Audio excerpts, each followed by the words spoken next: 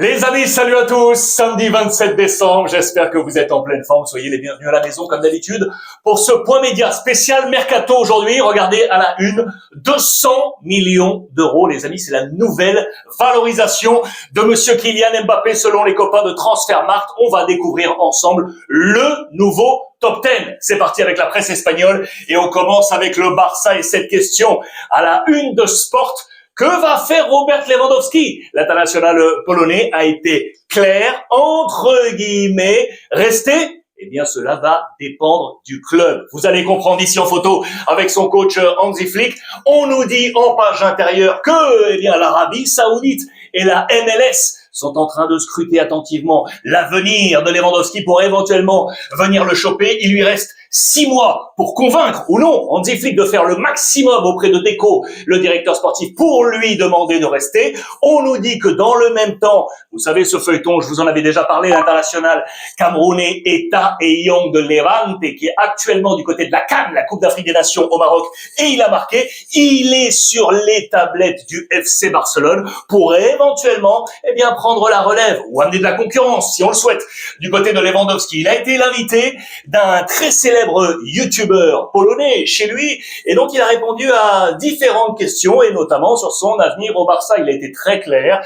sa priorité n'est pas le salaire, il veut jouer et être bien en famille. Voilà qui est très clair de la part de Lewandowski, et il raconte les petites histoires en interne, et notamment, souvenez-vous de ce bonus dont bénéficiait le Bayern Munich, son club précédent, où le Barça est allé le chercher en fonction du nombre de buts marqués sous les couleurs catalanes. Eh bien, il est très clair sur YouTube, il le dit que dans les discussions qu'il avait avec le Barça, entre guillemets, il lui aurait presque dit de se calmer, de ne pas trop marquer pour ne pas avoir de bonus à verser au Bayern Munich. Ce sont les petites histoires en interne que raconte monsieur Robert Lewandowski. Travaille donc pour Deco, le directeur sportif, dans les prochaines semaines, en action avec le président Laporta. D'ailleurs, on fait le bilan là des fichajes, des transferts sous l'ère Deco là durant le dernier été, et ce sont des réussites, des bonnes notes avec le petit Bargi, arrivé de l'Ajax, vous le savez. On pense à Rashford, prêté par Manchester United. On s'interroge à savoir si là aussi on va lever ou non une option à 25-30 millions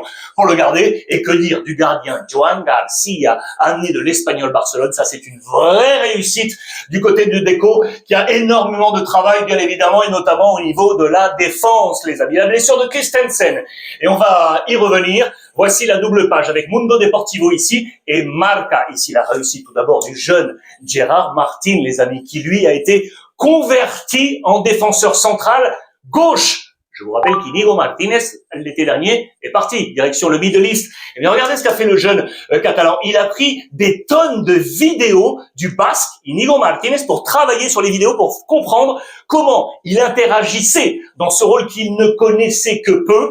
8 matchs maintenant portés à ce poste de défenseur gauche central. Eh bien, c'est très intéressant parce que selon moi, il a de l'avenir, et pour être associé ainsi à Cubarsí et former une vraie nouvelle paire du côté du FC Barcelone. On s'interroge, vous l'aurez compris, durant ce mois de janvier pour savoir si oui ou non il faut aller signer. La blessure de Christensen, les amis, et le calendrier va être très très dense. 8 matchs prévus durant ce mois de janvier, toutes compétitions confondues, et sur ces 8 matchs, les amis, 8 matchs possibles, en fonction de la suite de la Supercoupe d'Espagne, eh bien seulement 2 à domicile, à Barcelone, face à Oviedo et face à Copenhague. Plusieurs titres seront en jeu, et notamment, vous l'aurez compris, la Supercoupe d'Europe, et on va y revenir. Et il y a ce dilemme central, faut-il oui ou non aller chasser par rapport à la blessure de Christensen? Regardez au passage qu'on nous dit dans les colonnes de Marca, eh bien que le président Laporta serait prêt à lui tendre la main, parce qu'il est blessé, le malheureux Christensen. Déjà la saison passée, il avait seulement participé à 6 matchs. Cette saison, rebelote,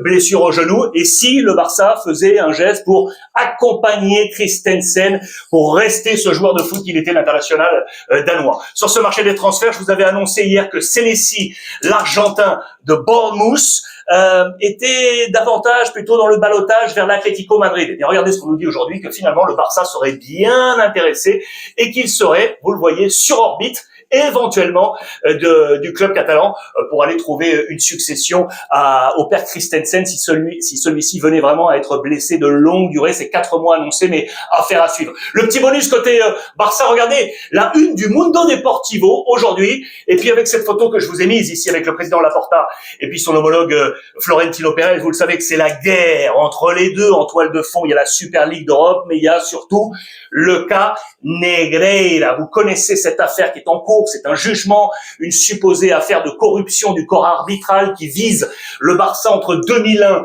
et 2018. Eh bien, pour revenir là-dessus, on a démonté le cas Negreira, le titre de Mundo Deportivo, en page intérieure. Tout ça sur 6 pages, les amis. Eh bien, les confrères de Mundo Deportivo ont revu 100 matchs où, vraisemblablement, les décisions du corps arbitral ont été à l'encontre du Barça et non en faveur. C'est ça qui est visé, vous le savez, dans le caso Negreira. 100 matchs. Il y a des photos intéressantes, notamment, souvenez-vous, la de Zinedine Zidane avec Luis Enrique, ou le but encore annulé de Rivaldo face au Real Madrid. Tout ça sur 6 pages pour revenir sur le caso Negreira. Affaire à suivre. On file avec le Real Madrid maintenant, les amis, et donc ce titre. 200 millions d'euros. Regardez, c'est la une de Marca avec Kylian Mbappé. C'est la nouvelle valorisation Transfermarkt. Eh bien, dorénavant, ils sont 3 à 200 millions d'euros. Lamine Yamal, numéro 1, il n'a pas bougé. Numéro 2, Erling Haaland, qui est monté, Manchester City, 200 millions d'euros à 25 ans. Et vous le voyez ici, à la 3e place. Lui aussi est monté, 200 millions d'euros pour Kylian Mbappé, je vous le rappelle, âgé de 27 ans. Le top 10 est ici, avec Jude Bellingham. À la 4e position, il a un chouïa baissé, 160 millions. Vinicius, toujours 150 millions d'euros. Pedri, 140 millions d'euros. Musiala du Bayern de Munich a baissé un petit peu, 130 millions d'euros, égalité avec le français Michael Olise du Bayern également. Bukayo Saka, petite baisse, 9e place à 130 millions d'euros Arsenal, et à la 10e place toujours, il est là, Cole Palmer de Chelsea à 120 millions d'euros. Le Real Madrid, les amis, ouvre vraisemblablement pas de mercato hivernal pour le président Florentino Pérez. C'est dans les colonnes des journaux catalans où on nous rappelle eh bien les dernières périodes des marchés hivernaux. Vous le savez que Florentino Pérez n'est pas un président friand de cette période. Le dernier en date, eh bien c'était lui, les amis, lui qui était en ce moment même avec le Maroc. C'est monsieur Brahim Diaz. C'était en 2019, arrivé de Manchester City, et la dernière réussite, on va le dire comme tel, du mercato hivernal du Real Madrid, il faut remonter à 2007 avec monsieur Marcelo qui était arrivé tout en même temps avec Gago, Higuaín, Marcelo. Les 3 hommes, c'était en 2007. C'est le dernier mercato hivernal réellement réussi par le Real Madrid. Vraisemblablement, selon les titres, on ne va pas bouger du côté du Real. Et quid du coup, eh bien, de Xavi Alonso, les amis. Nouvelle année, nouvelle vie.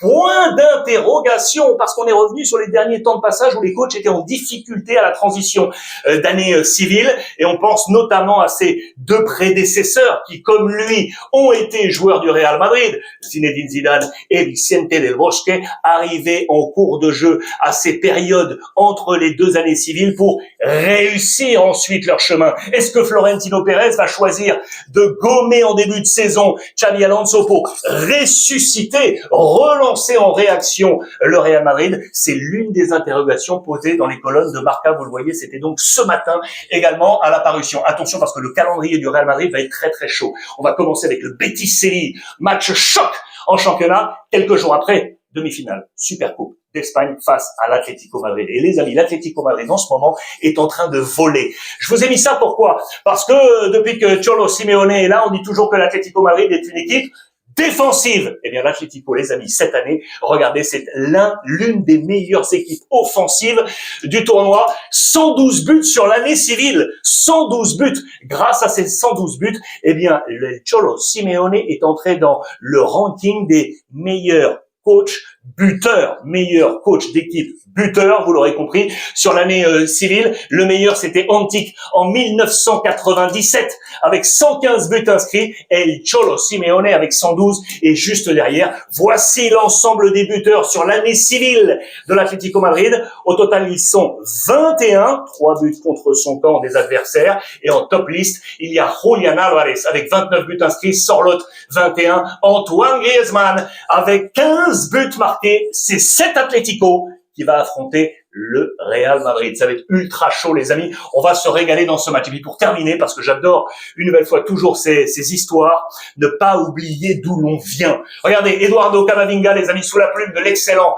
Pablo Polo dans les colonnes de Marca. Petit voyage sur ses terres natales, Angola. Je vous rappelle que sa famille est originaire de la République démocratique du Congo. Les conflits armés, bien évidemment, ont poussé l'exil à l'exil et direction l'Angola. Il est né en Angola pour ensuite, vous le savez, rejoindre la France et emporter le maillot de l'équipe nationale. Le voici ici en photo avec le président de la République en Angola, et le voici sur ses terres avec ses enfants. Il a un projet d'académie du football.